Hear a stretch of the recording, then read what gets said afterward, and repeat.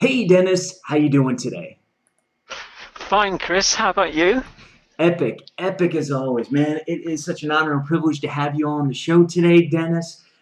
Folks, I've gotten a chance to get to know Dennis over the last, geez, must be a couple of months now, and talking about somebody who lives in abundance, really has his finger on the pulse of how to get and enroll clients. That's the man you're looking at, Dennis Roberts. Dennis with one N, and I must admit, the over and under on me screwing up the lower thirds today is only going to be one, folks. So you can take the over, you can take the under. If I didn't screw them up at all, and if I didn't put two N's in, then it's a zero, and then you who took the under win. And if it's if I did screw up, maybe you get a push or you get the over. See, Dennis, we like to have a lot of fun with our guests and our audience. Our audience knows how many mistakes I can make, and at least you have an easy name to pronounce, so we can't do that. But we usually like to run a little over under, so to speak. It is kind of anyway. I digress way too much. Maybe we'll bring you back on and we'll do an over on how many coaching clients people enroll by watching your episode. But anyway, enough about all of that. Dennis is joining us today from the UK. Another country heard from. I think I got to get a map in back of me and put little pins where we've got guests from. And as always, we're going to start off with Dennis's hero's journey. For those of you new to the show, the short version is we're going to hear how Dennis was a success at one point in his life in something. Something happened, that seminal moment, that turning point, and then it led him to be the success he is today. And you're going to want to sit down, take notes, and listen up because he's got a lot of great information. We're going to dig deep into it. We're going to have a lot of fun talking about it. So Dennis, so I can shut up and take my one breath an hour, why don't you go ahead and give our audience a brief overview of your hero's journey? Hi, Chris. I guess where my hero's journey started was when I came close to the business collapsing. Having years and years of a relatively successful business, suddenly I found myself in a point which is, well, really, really scary without putting too fine a word on it. What preceded this is that I wanted to launch a new program and decided to hire a top marketer to do that. So having closed the previous program, I'd set up 3 months for the setup and launch of the new website in which to take a space, work on that, and not enroll any further clients.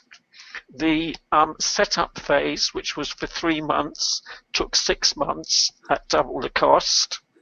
The launch phase ran for 2 months without generating a single interview.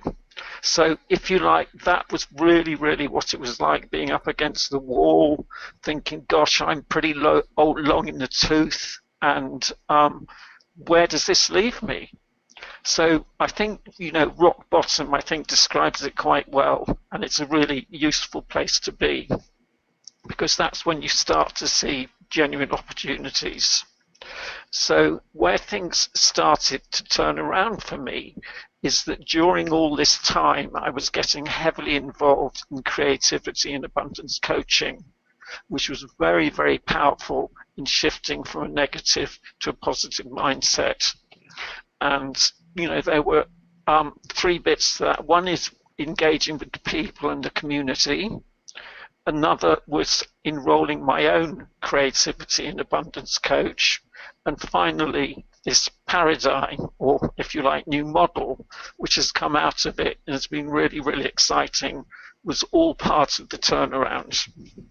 Yeah, and then of course you got to of course you're in the aftermath, and you're now a success, and teaching other people how you created that same success for yourself. So that's great, and I love the way it's interesting as I look around. I love the way you started off and you were successful, and you said, okay, I've been successful at this. At least it sounded to me anyway, that you were successful. You said, I've been successful at this. I want to do something else.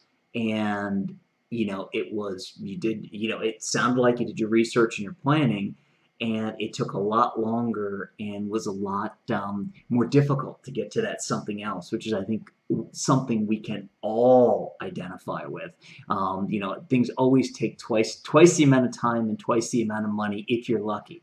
And I, for people who've been on at rock bottom, you wouldn't call it luck, but just kind of it's always, we always underestimate for some reason. So anyway, let's dig deeper. Let's go back to the beginning and let's talk about that pre-turnaround phase. So give the folks a little bit of an idea where you were, what you were doing, and let's just kind of talk a little bit about what you were going through in the beginning phase before you just made that decision to switch gears.